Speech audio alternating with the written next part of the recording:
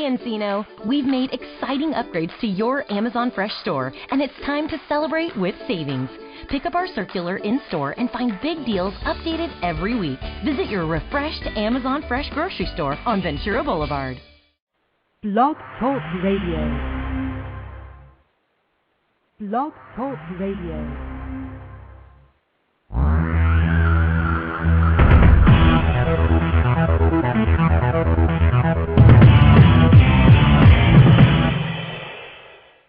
Live from Los Angeles, the Win Without Competing show with Dr. Arlene Barrow, host and creator of the Right Fit Method, the key to professional and personal success.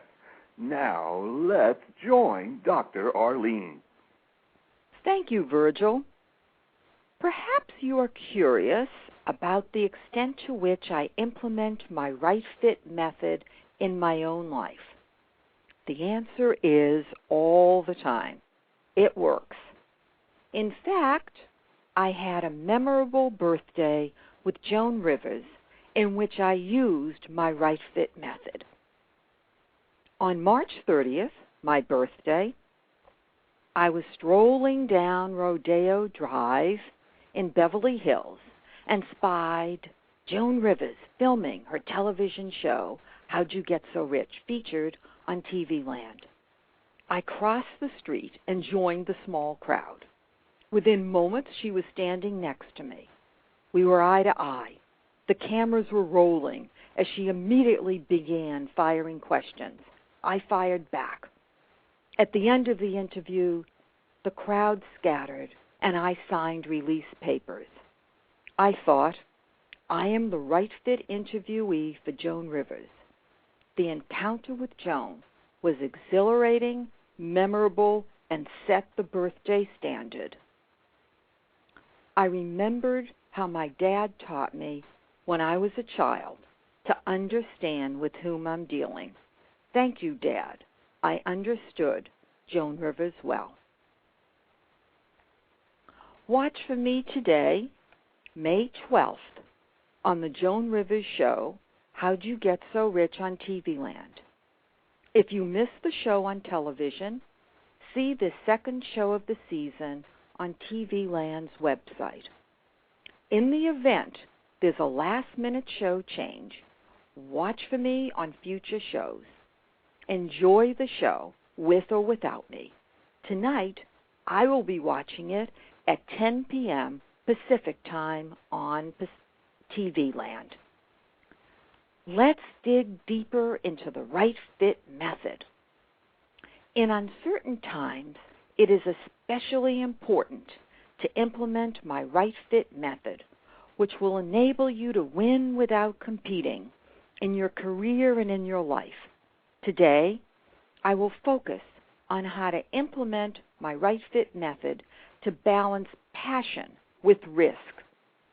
Are you afraid to take the risk to follow your passion and change your core identity? If you use my Right Fit Method, you can reduce the risk. You cannot ignore your passion because it is your career fuel and the foundation of career success. Have you ever wondered why your search for the right fit spouse, the right fit house, or the right fit career has not produced the results you want? I know why. We search for the best. What's amazing is that when we search for the best, we frequently select wrong fits. Perhaps you are perplexed. Picture a rat-infested barrel of rotten apples. Compare and contrast. Select one. What do you have? A rat-infested rotten apple. If the person you picked to marry is one of those rotten apples, you have picked the wrong fit. If the career you selected is one of those rotten apples, you picked the wrong fit.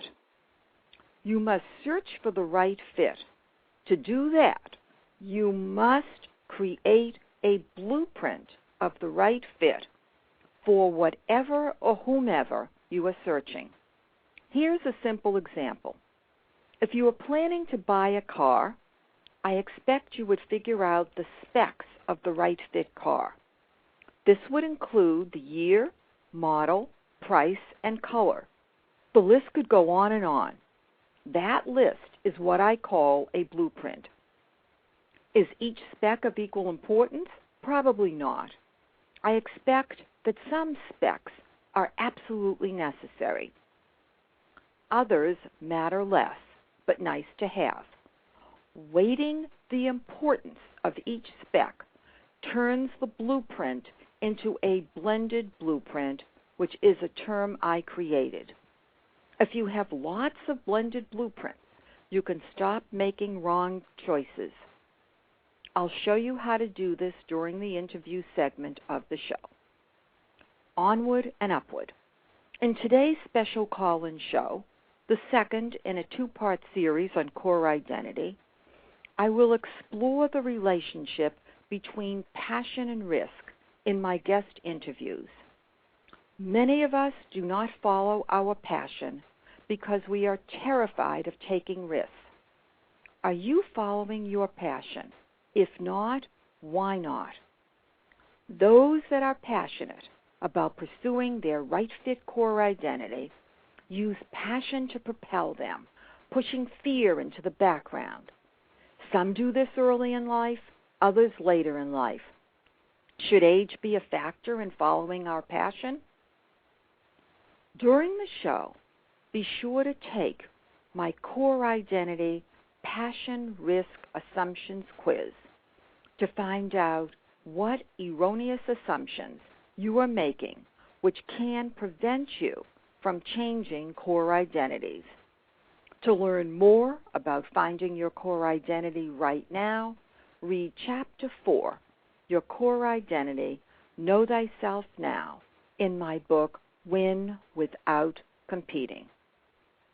Before I speak with our call-in guests, I want you to take my Core Identity Passion Risk Assumptions Quotient quiz, CIPRAQ.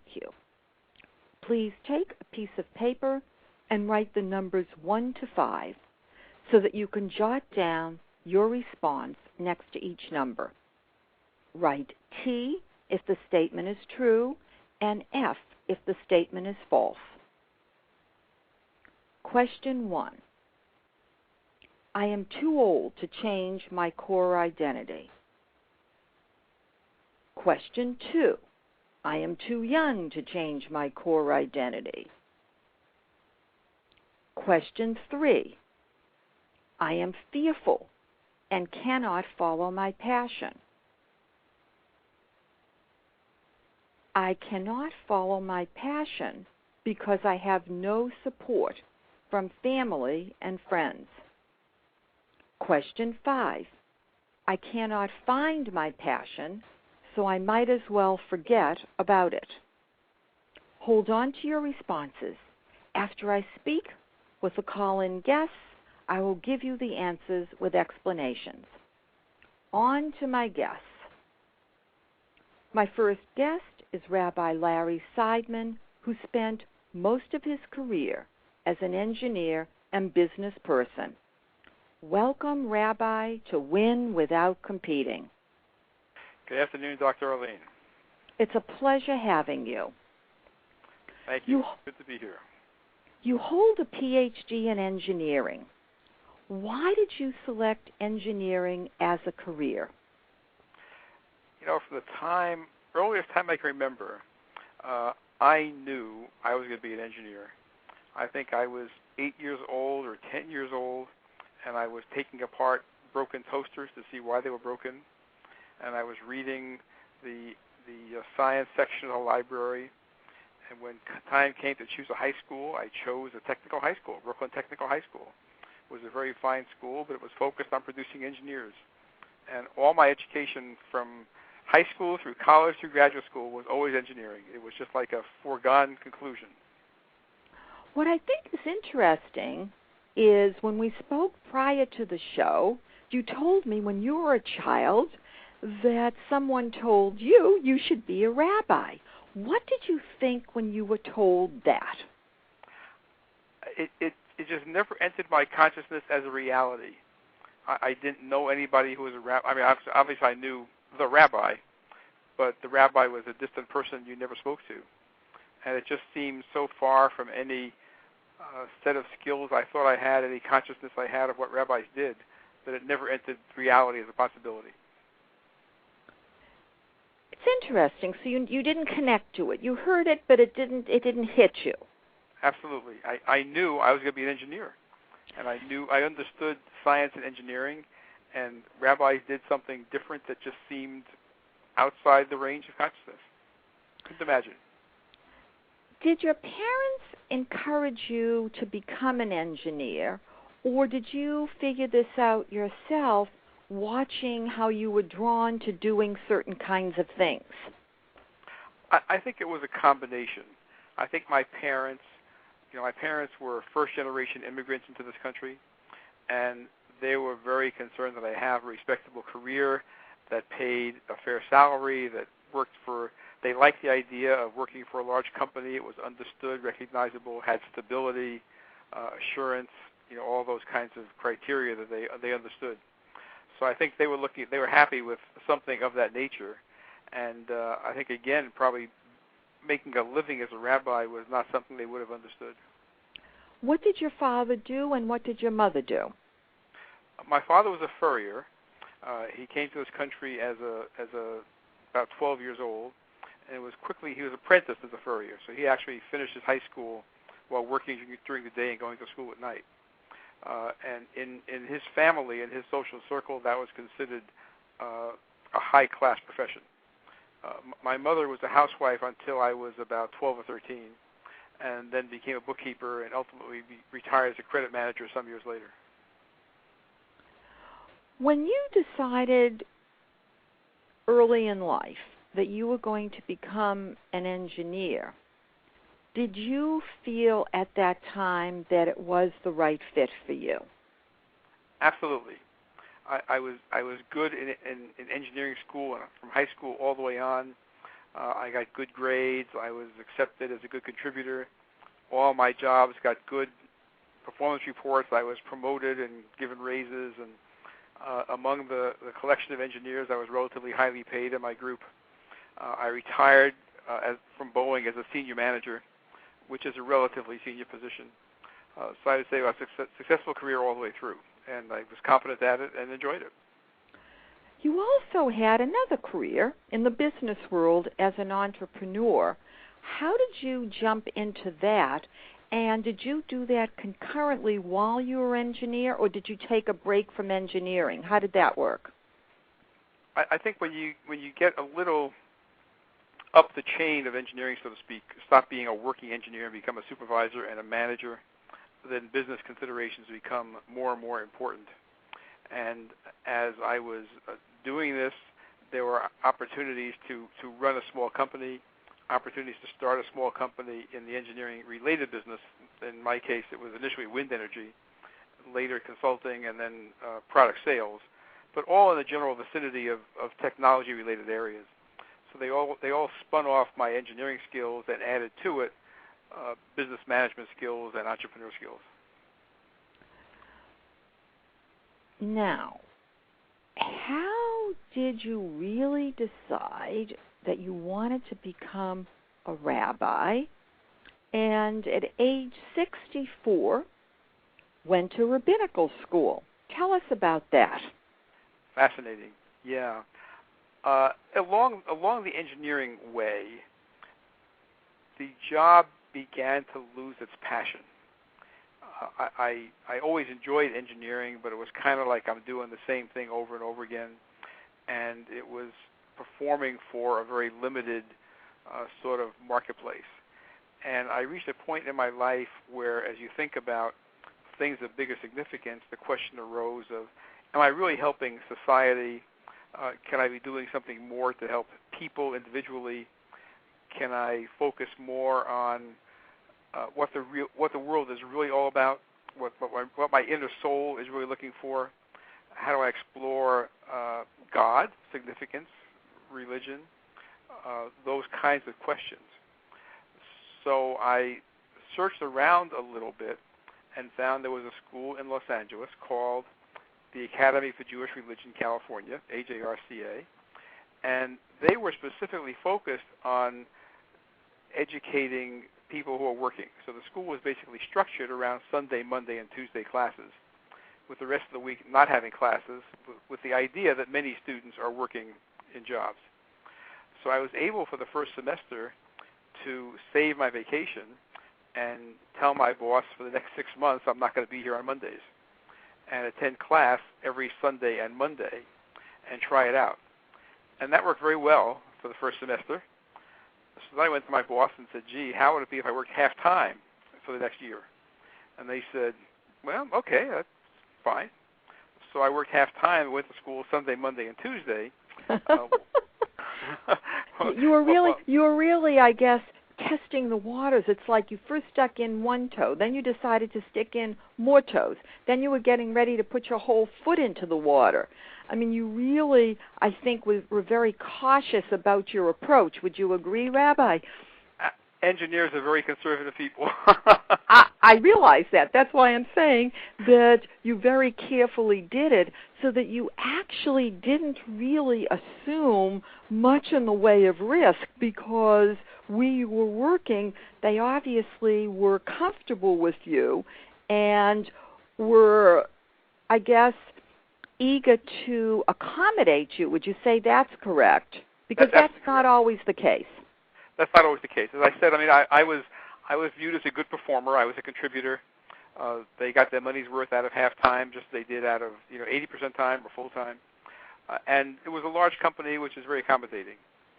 And actually, along the way, I'm not sure exactly when it was in that process, I went to my boss and said, this is what I'm thinking about doing. I'm thinking about becoming a rabbi and doing this. And he said, I respect that. I admire that. Give it a shot. I'll support you. And he was very cooperative in my exploring that at the half-time basis. When did you actually say to yourself that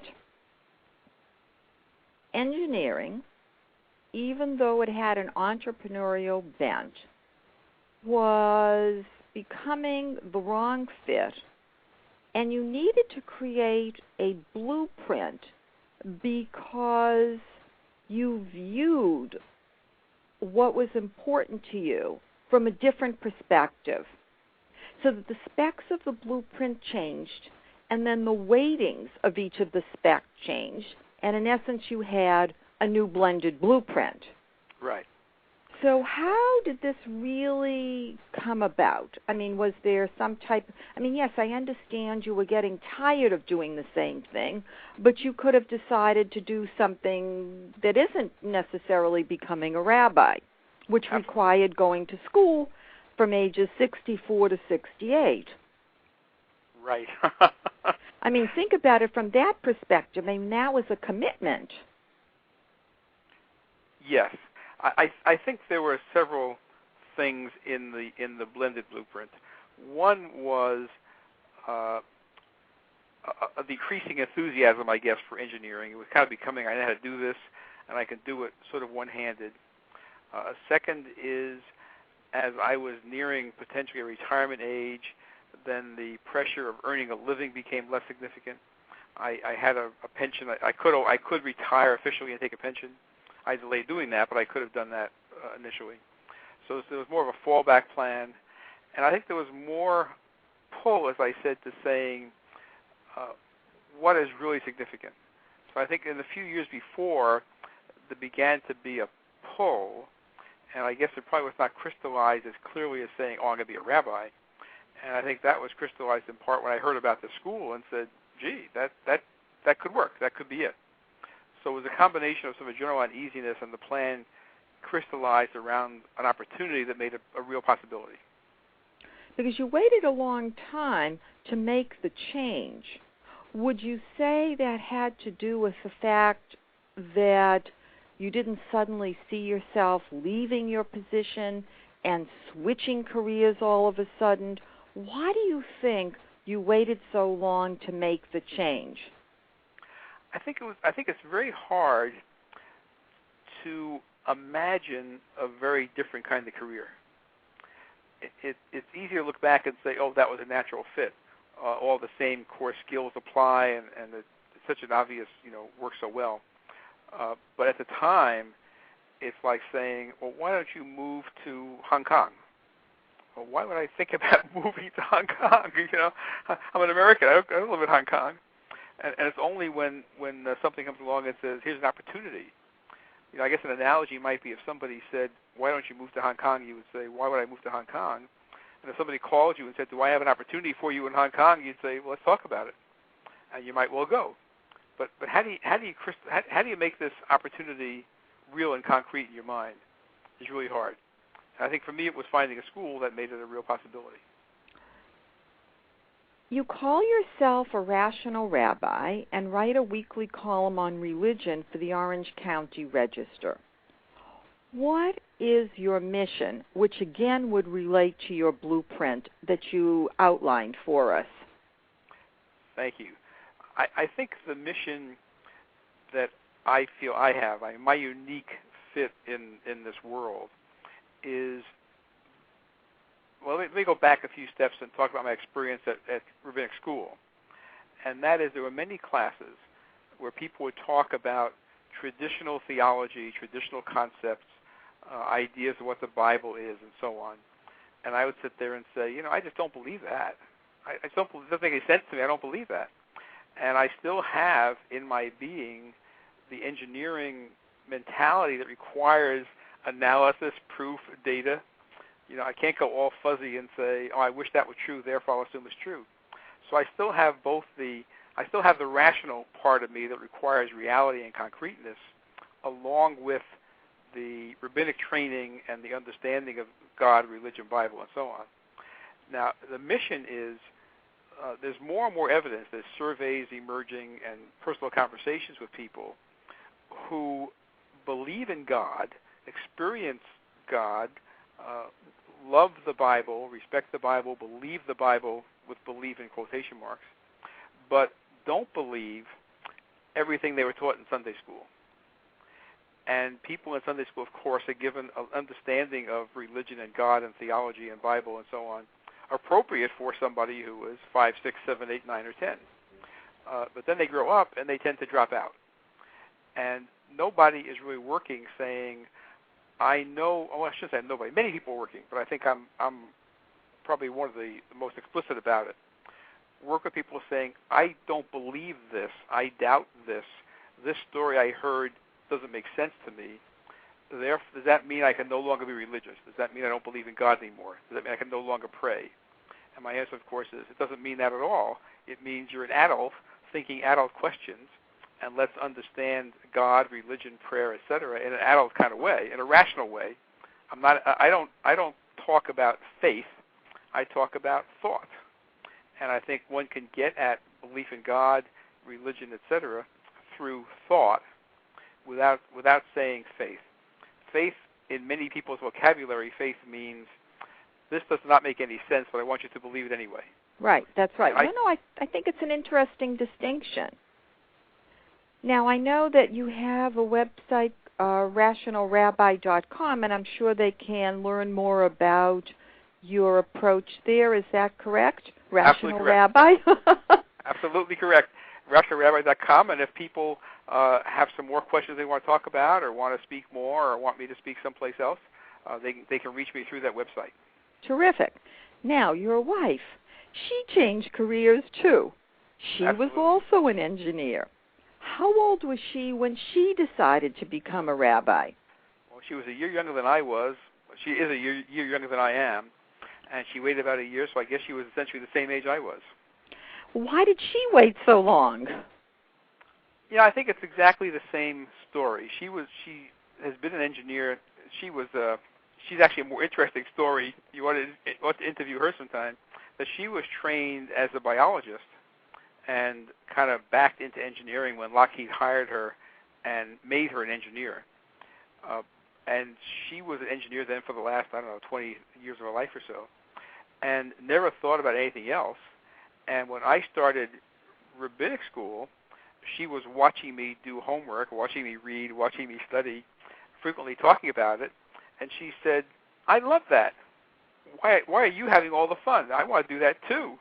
And of course I said, "Then do it." So she did. So she followed along as soon as she saw what the reality was of what I was doing. And I think she also followed a similar path of taking some time off and trying it for a while before she committed to actually retiring, quitting work, and doing that full time. So now we're going to have Rabbi and Rabbi. Very interesting. That's right. Terrific. What advice do you have for those who are contemplating changing careers? I think it's explore and test. This is kind of the engineering method. And I was perhaps luckier than most in that I could try it out. But many people have ability to try it out, talk to people, think about it seriously, look at what the job is really like. I think probably the core thing that people don't think about is what are the skills, what are the characteristics that really make it the right fit. And in my case, if you said, gee, engineering and being a rabbi have nothing in common, in my case, it's exactly the opposite. I mean, the things I did at work, working with groups of people, understanding what somebody's trying to achieve, communicating to them what the problem is, how they get the answer, trying to find alternate ways of thinking about things. So most of these engineering skills are the same skills I'm using, but I'm not talking about satellites and communications and rockets. I'm talking about what the Bible means and what prayer means and what your meditation's about. But the skill set is surprisingly similar, and thought processes are similar, and it's very rewarding. Well, Rabbi Seidman, it has been a pleasure having you today as my guest. Thank you for joining me from Irvine, California. Thank you, Dr. Arlene. And perhaps I will have your wife on. Oh, she'll love it. My next guest is Wave Vidmar, a digital video expert who at age 39 made a dramatic career change. Welcome, Mr. Vidmar, to Win Without Competing. Good afternoon, Dr. Arlene, and thank you for having me on your show. My pleasure. You discovered your passion early in life. At age 5, you explored the world on buses. A bus door would open and you would jump on the bus. At age 6, you decided to become an explorer. At age 39, you fulfilled your passion. You went on the internet to look for a self-challenge. What was your blueprint of the right fit self-challenge? Well, I knew I needed something that would be significant in my life. I also wanted something that would be significant to others, and I wasn't sure exactly how that would be, but I knew that if I kept searching and examining the details of what it is that I was looking for, that it would kind of show itself, and it did. When you say you weren't sure what you were looking for, well, how did you first figure out you needed a self-challenge? I mean, what prompted you to think from that perspective? I don't think that that's a common approach to life. I mean, I don't wake up every morning and say, I need a self-challenge, because I feel like I already have challenges on a daily basis. So let's dig a little bit deeper and see where we can go from that so that our listeners will learn what really motivated you to search for a self-challenge. What was missing in your life? Well, I don't know if I would say maybe you've touched on something I hadn't thought about before, missing, but more so it came from I had just finished writing a 1,000-page technical book, and the year before that I had ridden my bicycle across America, which was another large challenge that I wanted to do for myself. And I decided to go to the next level in my life. I wanted to see what could I do that would be something out of my capabilities. It would require me to learn new capabilities and skills and also test me ultimately, and that was going solo to the North Pole. Okay, so that was your blueprint, and going solo to the North Pole was what you concluded would be the right fit self-challenge. Is that correct? That's correct. Terrific. Let's go further. I know when we chatted prior to the show, you described what had occurred and also told me you were the first American to go solo to the North Pole and that you had left from Russia and you got there by skiing and swimming. Tell us about all of it. It's very exciting. Well, there's quite a bit to an expedition of that nature. It takes a year or several years to plan and prepare for it. In my case, I took a year, and I had decided I wanted to go to the North Pole, but I didn't know anything about it, so I had to do a lot of research. And I reached out to anybody who had ever done it before, and started learning about not just how to survive in minus 40 or 50 or 60 degree temperatures or to swim across the frozen Arctic in small patches of water, but also how to raise sponsors, work with the press and the media, how to market myself, because these are extremely expensive expeditions. It's not every day you spend a couple $100,000 to go on a vacation. But also, too, this was not a simple expedition either, from what you had described, that you were hurt in the process. Yes, in fact, there's probably just about any other way going to the North Pole would be easier than the way that I chose, and that was to go solo unsupported, which means that I would carry all of my gear with me. And during the trek, yes, I did have my leg bone crushed, and 5 of the 6 ligaments holding my foot onto my leg were severed.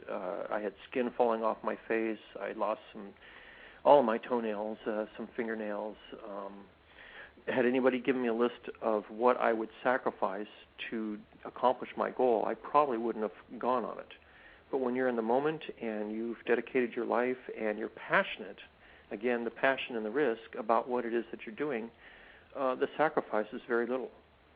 Well, how long did it take you to go from Russia to the North Pole? Just over 2 months. Oh, my. I understand why you were in such bad shape. Things happen, and the Arctic is extremely aggressive on equipment. Every day I was spending at least a half hour to an hour repairing gear. Everything broke. What might work fine at minus 35 degrees wouldn't work at minus 37. So there was a lot of unexpected nature that was built into the trip, even with the best experience and experts' advice that I'd gotten.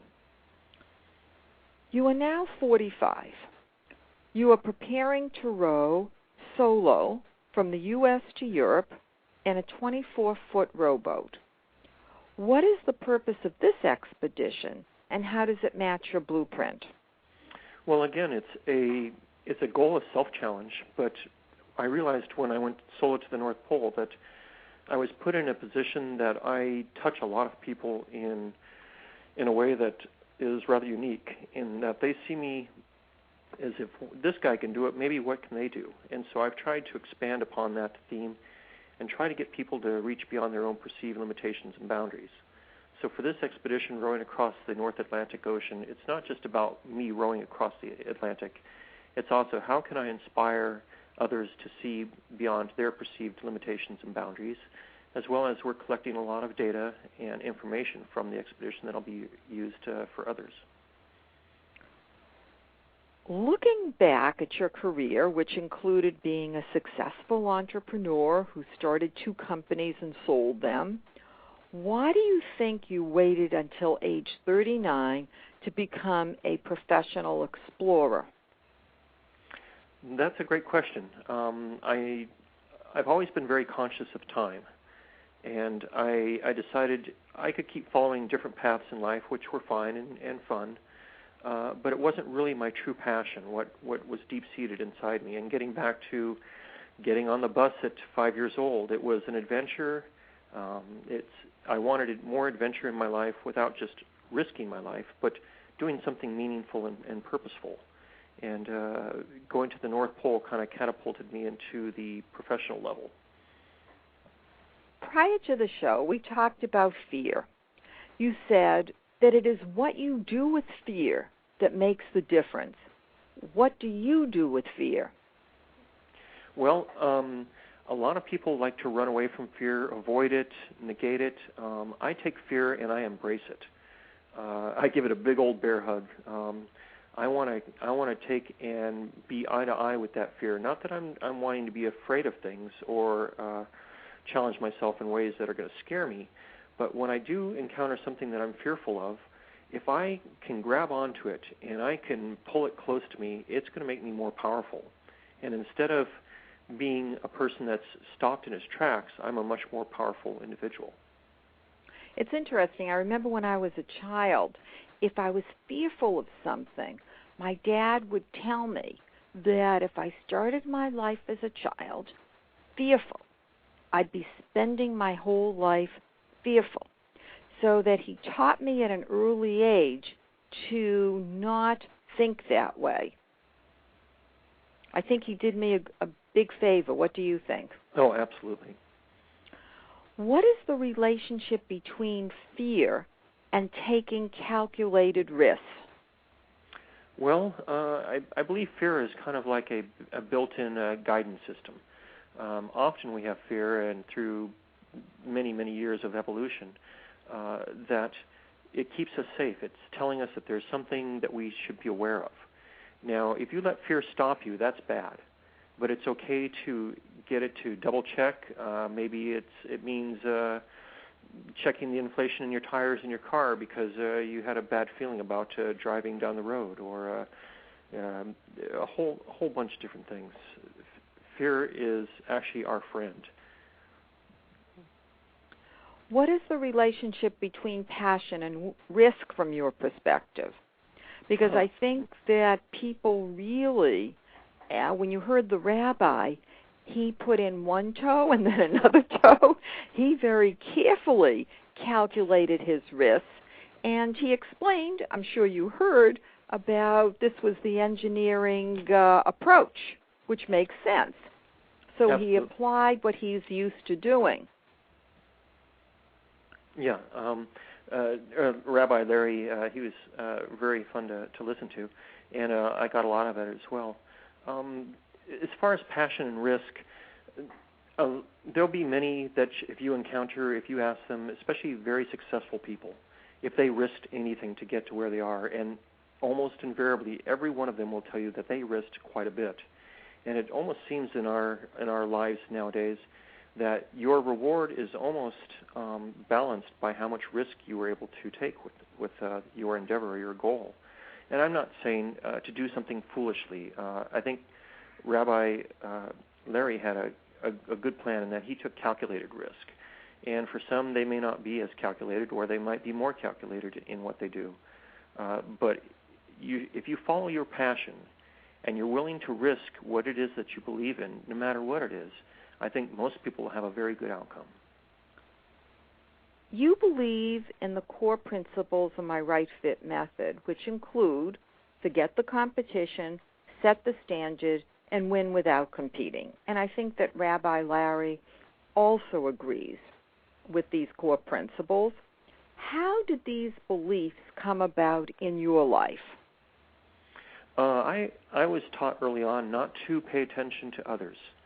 And I think that that covers kind of two aspects of your right fit method, in that if you forget about what the competition is doing and just do your own best, we'll often exceed what we thought we were possible of, as well as maybe what others were possible of, thought you were possible of, or what they'd even been able to perform at. And by doing that, I believe you also set the standard. If you're not following somebody else's blueprint and you're following your own, you are going to set the standard regardless. I couldn't have said it better myself. In the United States, explorers are not frequently talked about in the media. Why do you think that is the case? Well, in contrast to my European counterparts, they're brought up in a different society where being outdoors is much more integrated into their personalities and their character. Most Europeans have been skiing on very high altitude glaciers as small children, whereas they come over here to the United States and they go down one of our black diamond runs and they're kind of bored. It's not very much of a challenge to them. So the perceptions and the experiences that my European counterparts have are far different than Americans. And that's not to knock Americans. We have a lot of things that we do that they're not familiar with as well. What advice do you have for those who are contemplating a career change? If you're at all contemplating a career change, absolutely without hesitation, you should find out about it. You might even know what exact job that it is that you want. But if you create a blueprint and if you write down the things that you do like, I like to work with others. I want to be in a medium to small size company. I want to have an impact. If you do all of those things, you'll start to develop a plan in one aspect, but also the core aspects of what it is that you could be doing, and you might find the right job will meet you with all of those details that you've ironed out. Well, I want to wish you much luck on your next expedition. Thank you. Thank you so much for joining me today, Mr. Vidmar, from Augusta, Georgia. It's been a pleasure, Dr. Arlene. Thank you. Let's go back to the Core Identity Passion Risk Assumptions Quotient quiz. Question 1.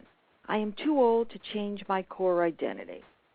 Clearly, after hearing about Rabbi Larry and his wife, we know that from experience, it's not too old to change your core identity. It's a mindset, I think, that people have that we relate activities to our age. And I really believe that we set up barriers which prevent us from being successful. As the writer Erica John said, we create our own prisons. Question 2. I am too young to change my core identity. Again, forget about the age. False. Question 3. I am fearful and cannot follow my passion. Both of my guests expressed their risk in a different way and how they calculate their risk. One guest slowly tested things out. The other guest took it more from an adventure's perspective. But whatever perspective you take, you must keep your fear harnessed so that it helps you rather than hinders you. False. Question 4. I cannot follow my passion because I have no support from family and friends. If you really want to do something, and it truly is your passion, it's up to you to take charge. It's up to you to manage the process. It's up to you to get yourself there. False. Question 5. I cannot find my passion, so I might as well forget about it. I would suggest that if you're having difficulty finding your passion, search back into your childhood and figure out the kinds of things you like to do. Perhaps you've forgotten about them for a variety of different reasons. Perhaps your parents told you it wasn't the right fit for you for whatever reason. Search back into your childhood and see if you can reconnect to your passion. False.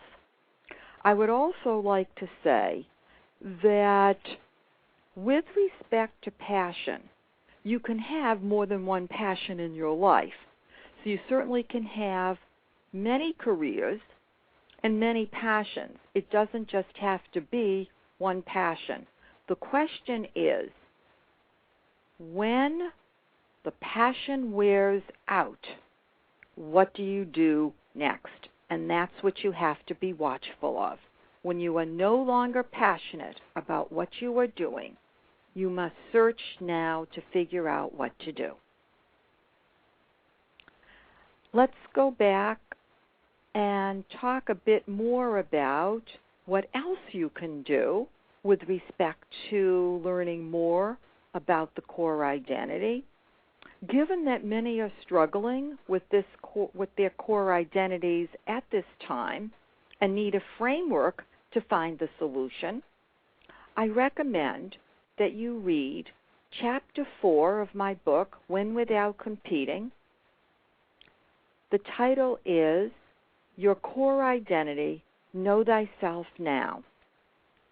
Also, be sure to listen to my April 21st show on core identity, which is the first of this two-part series. To do that, visit Dr. Barrow, that's Dr. Barrow, DrBarro.com, where you will see all my archived shows. To learn more about my Right Fit method, visit winwithoutcompeting.com. Sign up for my professional and personal newsletters on the home page, read excerpts from Win Without Competing, learn how to master the Right Fit method, and change both your professional and personal life. Visit the career coaching and personal coaching pages.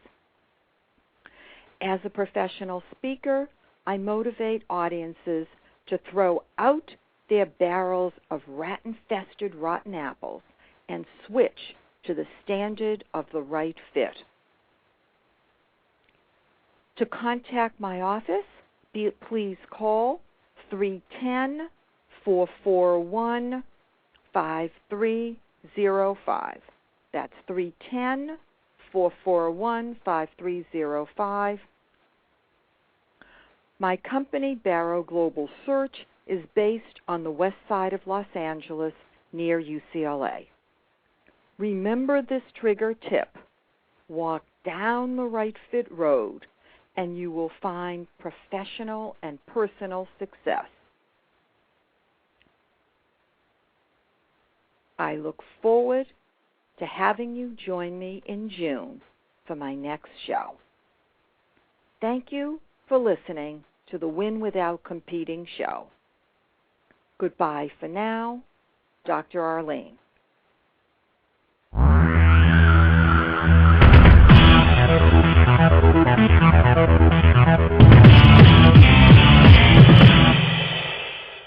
Have you Googled yourself lately? Are there negative posts from an ex-employee or from a former client? Maybe an outdated news article? Search engines don't always get it right. For right or wrong, it's your reputation on the line. That's where Reputation Defender by Norton comes in. Take control with Reputation Defender. Their cutting-edge approaches help you to wipe away unwanted information in your search results. They also promote the good stuff. You can start by getting your free reputation report card at reputationdefender.com or call 800-811-4975 to speak to an expert.